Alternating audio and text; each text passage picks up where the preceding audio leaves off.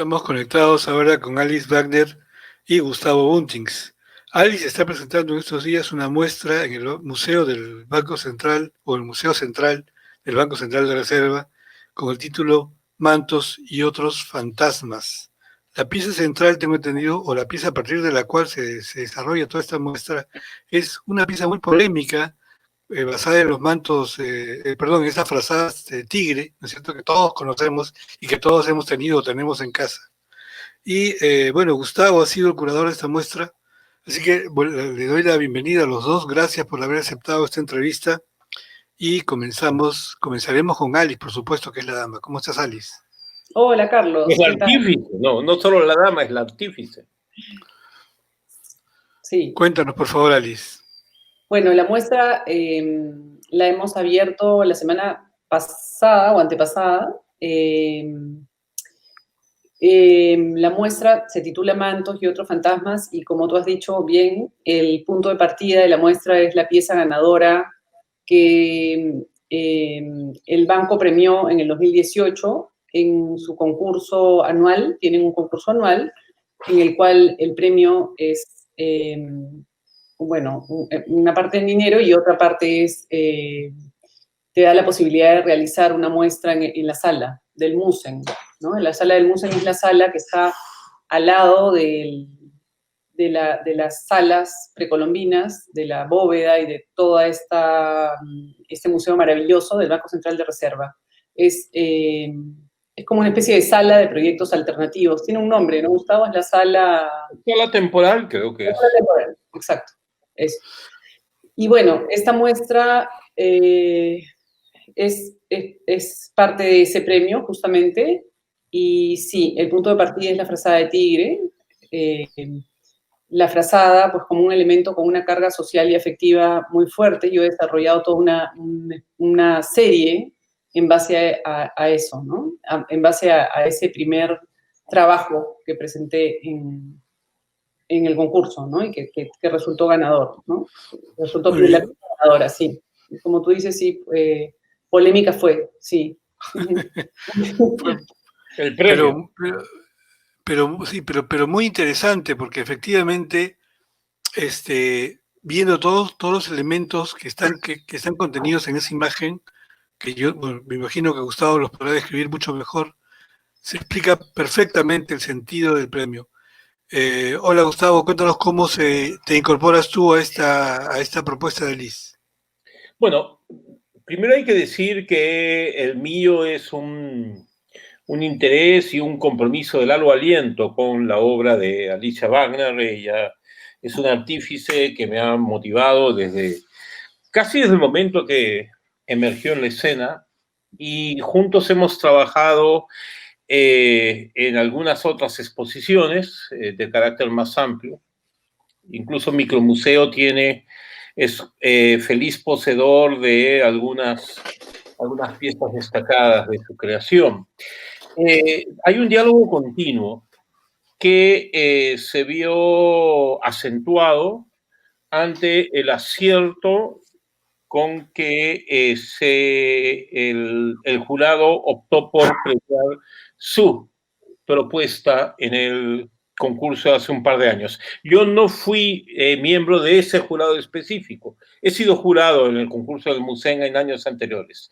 Pero no en esa ocasión, lo cual hace más significativo el reacercamiento entre nosotros. Recuerdo que tuvimos acá en mi casa un almuerzo de celebración de dos noticias felices que entonces se dieron: el premio a la obra de Alicia en el Musen y el otorgamiento de la representación peruana a la Bienal de Venecia para el proyecto que concursamos Cristian Bendayán como artífice y yo como curador, precisamente en ese momento. Entonces, había una fluidez reflexiva y además afectiva, que parte de una afinidad de sentimientos también estéticos, obviamente. digamos que compartimos determinados compromisos artísticos. Y en lo que a mí se refiere, eso además, eso también está atravesado por esta vocación política que siempre he tenido en mi mirar, pero que crecientemente entiende que la verdadera política de la obra está en su poética. Y en momentos de generalización, a veces banalizante de lo político o de lo social en el arte, percibo en el trabajo de Alicia la posibilidad de un compromiso distinto, profundo y auténtico. Y eso eso es un elemento decisivo para mi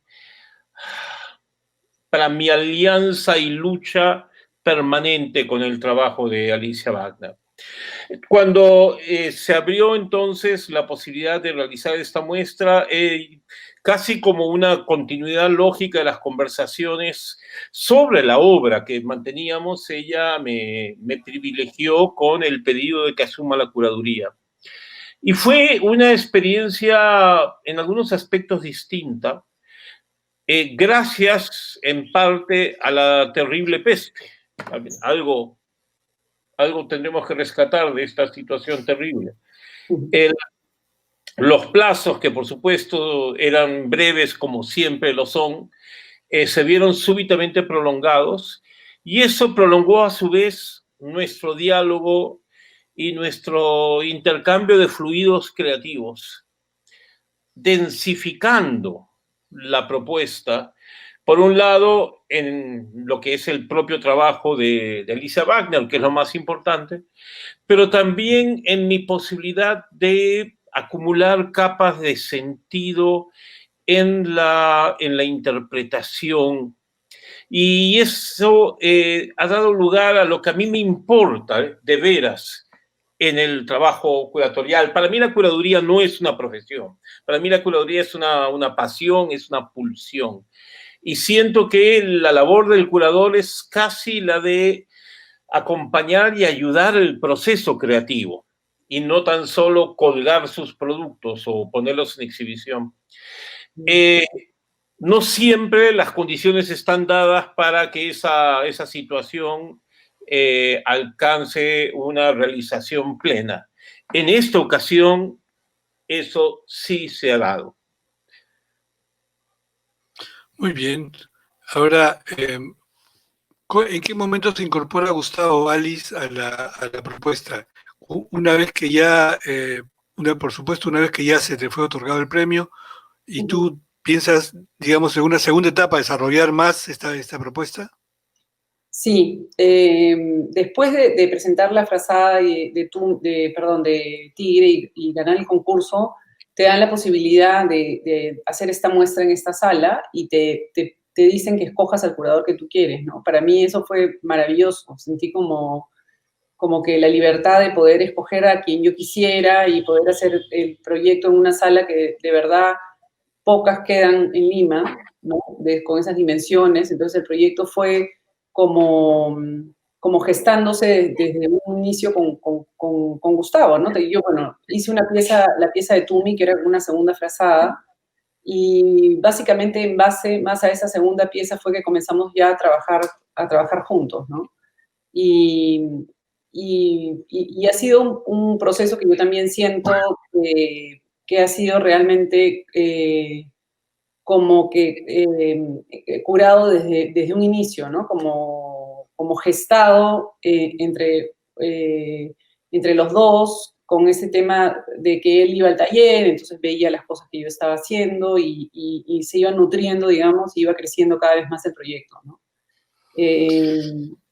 Sí, ha sido muy interesante y ha sido muy gratificante, digamos, tener este premio en ese sentido, ¿no? Porque uno tiene la libertad, digamos, de poder escoger al curador que quiere y poder tener, como te digo, esta sala y poder hacer que un proyecto realmente funcione, ¿no? Como debería de funcionar. Esos proyectos curatoriales, digamos, de eso se trata, ¿no? No se trata de, muchas veces uno también, me ha pasado a mí también, de tener una muestra y que de pronto la muestra ya esté más o menos absolutamente encaminada y que, bueno, que tú convoques a un curador para escribir un texto y para compartir, digamos, puntos de vista y qué sé yo, y de eso se genera un texto, y creo que, bueno, también es válido, ¿no? Pero en este caso creo que ha sido una cosa mucho más como acompañada, ¿no? Acompañada entre los dos. Por eso ha sido muy enriquecedora. Para hacer el tránsito, perdón, para hacer el tránsito entre esta discusión sobre ¿cuál sería la palabra? El proceso de gestación de la muestra, a lo que son las piezas mismas, ¿no? Que es lo que al final más interesa. Uno de los motivos por los cuales yo me sentía tan involucrado con este proceso es que encontré en la iconografía antigua y nueva al mismo tiempo que Alicia explora un eco de inquietudes que yo había empezado a trabajar, pero de un modo mucho más acotado y breve, por ejemplo, en un artículo muy reducido, pero para mí significativo, publicado en Utópicos en los años 80, ¿te acuerdas de la revista? Recuerdo el artículo, justo lo iba a mencionar. Era sobre los guardafangos. Sí. Yo intentaba argumentar en apenas 5 o 10 líneas, no sé, intentaba argumentar que en la aparente banalidad de esas representaciones, sobre todo de figuras animales, había de alguna manera un resto de la añoranza mítica. Es decir, y lo que yo creo ver en el trabajo de Alicia ahora es precisamente esa suerte de totemismo residual que en los 80s empecé a explorar en relación a los guardafangos. Pero en el caso de las frazadas, esa latencia de la imagen supuestamente ordinaria, rutinaria, etc.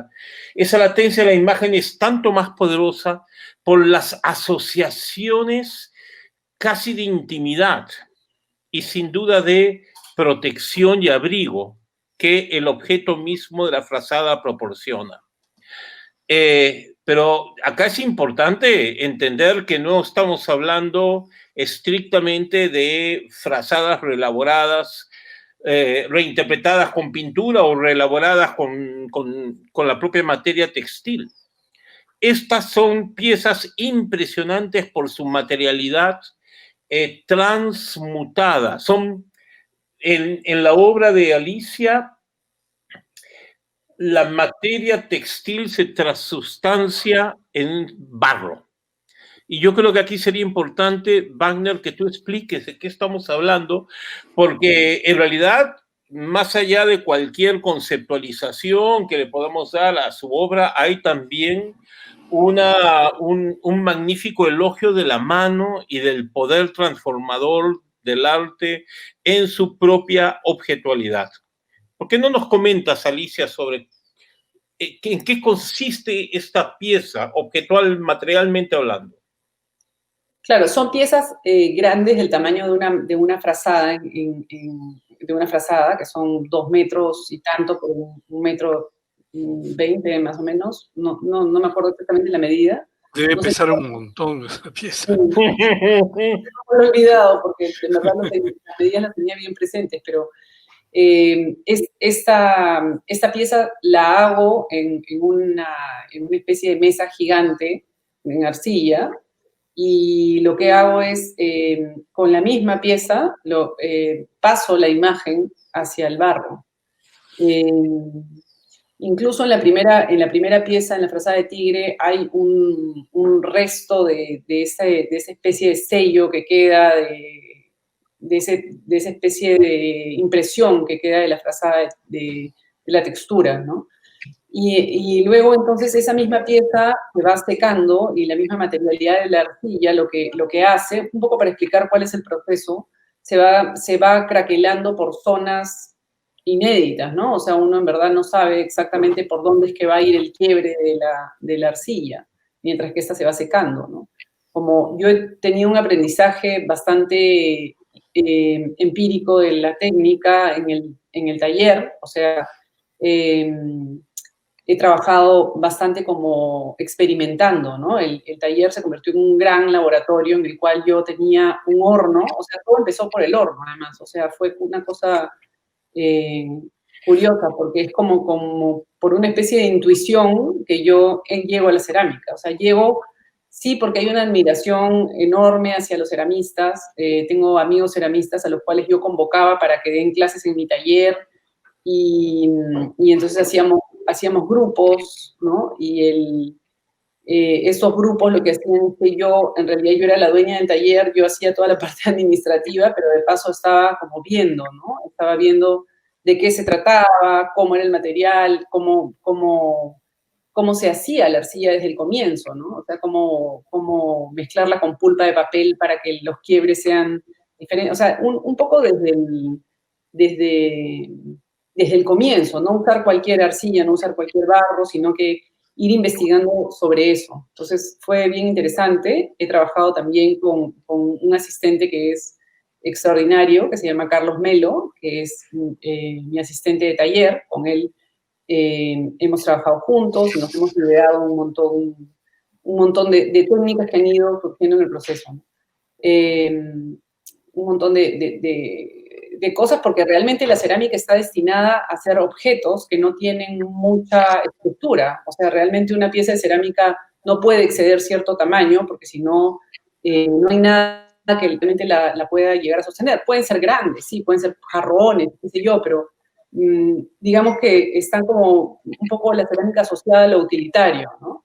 Y en este caso es justamente a lo utilitario o a lo pequeño, a lo manejable, ¿no? De cierta manera. Entonces, estas piezas más bien son monumentales, entonces había que crear una estructura. Entonces, cada día en el taller ha sido un reto, ¿entiendes? Porque ha sido un aprendizaje y un descubrimiento para mí, ¿no? Entonces, me interesaba mucho la parte del horno al ver las fracturas que se generaban por haber metido de repente la pieza un poco húmeda, cosa que no se debe hacer, pero había una cuestión que se lo dejaba al azar para que el azar me dé ciertos elementos para yo poder recomponerlos, ¿no? Me interesaba mucho eso de recomponer la pieza. Entonces esta pieza se iba quebrando y luego entonces yo iba trabajando en base un poco a los quiebres ya hechos por la propia naturaleza del mismo material, ¿no? Y esto tenía mucha conexión con lo precolombino, ¿no? Con lo huaqueado, con lo sacado, con lo arrancado de alguna manera, ¿no? Y entonces, bueno, esto nos dio, digamos, esta pieza del Tumi, por hablarte de la frazada del Tumi, esta segunda que yo hice, nos dio un día, mientras que dialogábamos acerca de este evento del Tumi del 82 que había sido robado del museo. Es el Museo de Antropología. Sí, el Museo de Pueblo Libre. El famoso Tumi de oro salvajemente fragmentado. Sí. Para comprar con sus partículas dosis de pasta básica de cocaína. Exacto. Entonces, había una relación entre estas rupturas, ¿no? Unas rupturas generadas por el azar, había las rupturas generadas por el mismo huaqueo, y estas rupturas adrede que vienen a ser las rupturas del querer romper algo, ¿no? Y en realidad además es un evento que yo no me acuerdo, porque en el 82, bueno, yo estaba en segundo grado de primaria, pero además claro, es un evento que no está registrado en las redes, o sea, en ningún lado. O sea, solamente existen unos recortes de caretas, que es lo que ha conseguido Gustavo, y que en realidad si tú lo buscas en internet no lo vas a encontrar, ¿no? Entonces, bueno, Entonces, esta asociación que hicimos con esta frazada de Tumi, en principio queríamos exponer las piezas rotas, o sea, el Tumi como estaba roto ya, ¿no? Porque parece que lo rescataron y lo volvieron al museo, ¿no? Pero en realidad no se consiguió este retazo que quedó, digamos, del pobre Tumi. Y entonces fui trabajando con la misma arcilla, un poco en base a la misma técnica de la cerámica. La técnica de la cerámica implica tener que cubrir las piezas con un trapo húmedo para que esta pieza no se seque, para que la pieza pueda seguir siendo trabajable, ¿no? Entonces, en ese sentido, yo agarré estos secadores y los embebí del mismo material y comencé a cubrir piezas. Entonces, cubrí esta pieza, una pieza de Tumi que yo había preparado de una materia más orgánica para que cuando esta fuera al horno, lo de adentro, que era un material que se quemaba, desapareciera y quedara simplemente como esta especie de lugar que tuvo la materia en un momento, ¿no? Entonces es esa suerte como de secador de cerámica que está encima, cubriendo un Tumi que se esboza un poco y se puede ver qué es lo que es, ¿no? Entonces es un secador de cocina, ¿no? Es simula un secador de cocina que se emparenta con la frazada, ¿no? Que también finalmente es como un trapo, ¿no? Una especie de objeto cotidiano. Es un objeto cotidiano. Muy bien. Entonces, Yo recordaba ese artículo de Utópicos que leí y recordaba muy bien la investigación que había iniciado Gustavo sobre los tapabarros de los camiones, estas especies gigantescas de jedes que cuelgan en la parte de atrás de los camiones. Con fotos de Hermann Schwarz, ¿te acuerdas? Claro, claro que sí, claro que sí. Pero siempre, efectivamente, también estaba presente el tigre, el león, en algunos casos el cóndor, ¿no es cierto? En el caso de las frazadas, la clásica imagen antigua era la del tigre, que creo que hasta ahora persiste, pero en las modernas está el Tumi, ¿no es cierto? Que es una especie de diálogo, digamos, entre elementos icónicos que tienen que ver con la iconografía de lo que es el Perú, ¿no es cierto? Mira tú, ese tránsito es muy significativo, porque el Tumi, como lo conocemos hoy, es una imagen absolutamente banalizada que, no obstante, mantiene en algún oscuro resquicio de nuestra memoria reprimida sus connotaciones primeras, que son sacrificiales. El Tumi es un cuchillo, era sí, utilizado para prácticas religiosas sanguinarias. Y como le conversaba a Alicia en su momento, esto nos permite remitirnos a teorías tan complejas como las del antropólogo francés Girard, que es tan importante como Lévi-Strauss, quien hablaba de la crisis sacrificial, de cómo hay sociedades que no logran hacer un tránsito pleno, o sí, un tránsito pleno del control, de la violencia controlada, de la economía sacrificial, a los sistemas modernos de administración de justicia.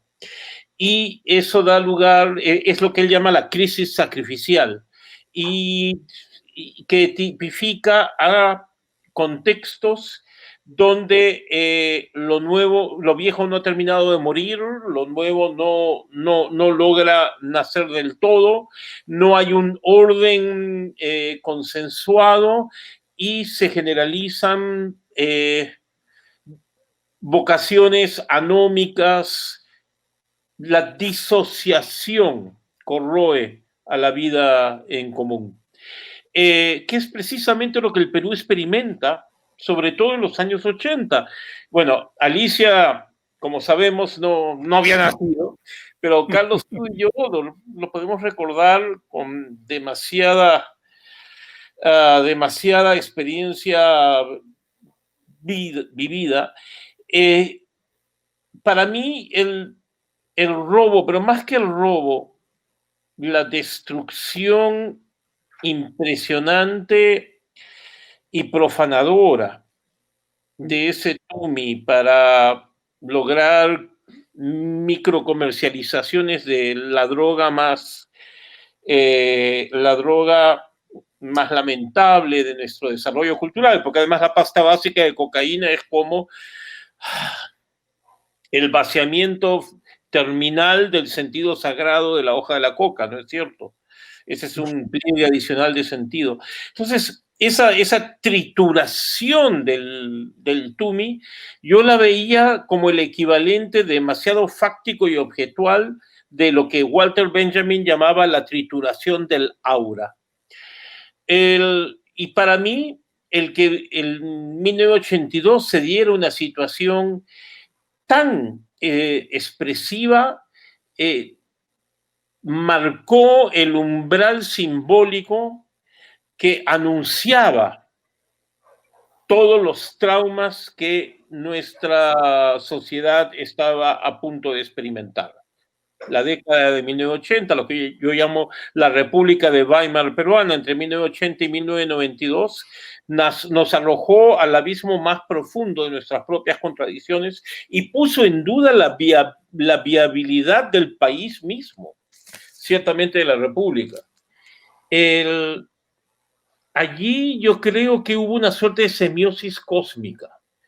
Hubo un anuncio involuntario, pero actuante de manera muy poderosa en el imaginario de los tiempos, respecto a esa crisis que por momentos pareció terminal para nuestra comunidad. Entonces, la obra es después de eso que el Tumi empieza a generarse, bueno, ya con fines decorativos varios, pero insertándose también en las frazadas.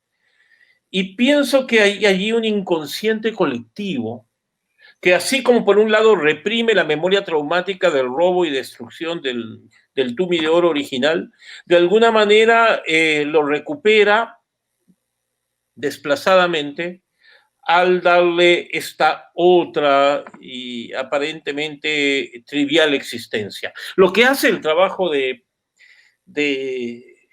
Alicia, entre tantas otras cosas, es poner en evidencia toda la trascendencia, toda la gravedad que bulle, oculta entre los pliegues de estos objetos aparentemente cotidianos e intrascendentes. Bueno, lamentablemente se nos pasa el tiempo, todavía tenemos unos pocos minutos para invitar a la gente a ver la muestra. ¿Hasta cuándo va la muestra, Alice? La muestra, en principio, como todo es tan indeterminado en estos momentos, no se sabe si es que va a suceder. En realidad no nos podemos programar mucho, pero lo que sí se sabe es que va a estar hasta finales de marzo, comienzos de abril. Y sí, bueno, va a estar buen tiempo, pero igual hay un horario que es reducido, que es martes, jueves y sábado, de 9 a 1 y de 3 a 5 por la tarde.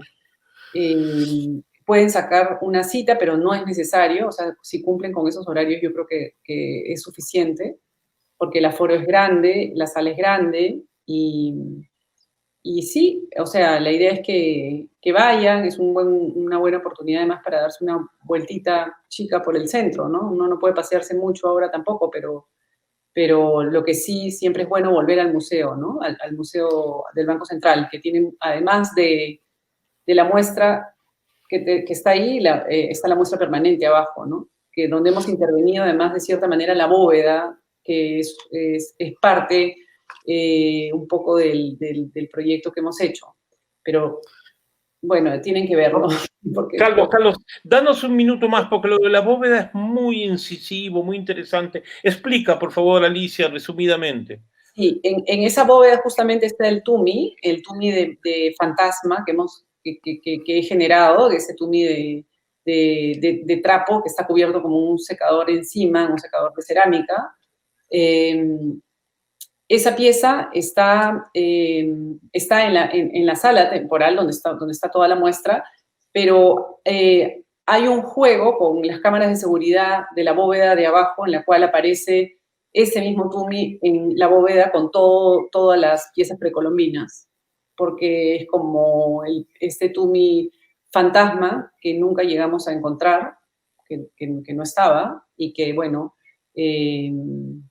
está ahí y se replica en el video de la cámara de seguridad que muestra la bóveda de abajo y también está físicamente al costado del video, ¿no? Hay que destacar que la dirección del museo, María del Pilar Riofrío, tuvo no solo la latitud, la liberalidad, sino también la audacia de permitirnos intervenir el sancto sanctorum del museo. Esto, lo que era la antigua bóveda con la impresionante caja, puerta de acero, etc., es ahora el espacio destinado al tesoro de oro y plata, de piezas de oro y plata en la colección, y tiene una gran vitrina central que es deslumbrante. En el eje mismo de ese espacio sacralizado, por así decirlo, se nos permitió colocar al Tumi fantasma de Alicia Wagner, convirtiendo a todas las demás piezas en una suerte de ajuar funerario el ajuar funerario prehispánico para el arte contemporáneo de Alicia. Un poco como todo lo que acompañaba al señor de Zipán, ¿verdad, Carlos? Pero además de ello, hicimos un registro con tipo cámara de seguridad que transmite en tiempo real a la sala de exposiciones. Y el resultado es un videíto que le da a la muestra todo una torsión y un vuelo distinto, puesto que la exposición es tan fuertemente objetual, matérica, y en ese espacio, en la pantalla que hemos instalado en la sala temporal y en su entorno inmediato, sin embargo, hay una desmaterialización radical. Y Alicia se revela allí también como un artífice conceptual de primer orden. Es una muestra de veras compleja, esa propuesta sin duda más sofisticada de lo que las palabras pueden describir, sobre todo sin imágenes. Yo aliento a todos que vayan y quiero señalar que, aunque obviamente hay recaudos que siempre deben tomarse, los espacios del museo son probablemente los más seguros, los que más garantías de sanidad pública ofrecen, porque son amplios, son aireados, techos inmensos, hay aforos muy bien cuidados, lo cual además beneficia a la obra de otra manera, porque permite una relación más solitaria, más ensimismada con los objetos. La museografía que hemos pensado es templar, alude un poco al registro sensible de una iglesia o de un templo prehispánico. En una conferencia que tuvimos, una conferencia virtual, Carlos León Jiménez, otro curador, comentaba que era como ingresar a un mausoleo textil. La frase me gustó, de hecho creo que la vamos a poner en el catálogo, citando la fuente, ¿no? Entonces, aquellos de ustedes que sientan que tienen necesidad de airear sus existencias, pero al mismo tiempo reencontrarse con el arte como una experiencia interior, y hacer de eso una instancia de despertar político que es, sin embargo, sobre todo poético, bueno, ustedes tienen una oportunidad única de lograrlo visitando la muestra de Alicia Wagner en el museo. Muy bien, ahora sí nos tenemos que despedir. Muchísimas gracias, Gustavo, muchísimas gracias, Alice. Felicitaciones por el trabajo. De verdad que estoy interesadísimo por ir a ver la muestra y no me la voy a perder. Muchas gracias nuevamente, Alice Wagner y Gustavo Buntings, comentando sobre la exposición Mantos y otros fantasmas que se presenta en el museo, el Musen, Museo Central del Banco Central de la Reserva del Perú. Muchas gracias. Gracias, Carlos. Carlos. Gracias. Un abrazo. Chao, chao.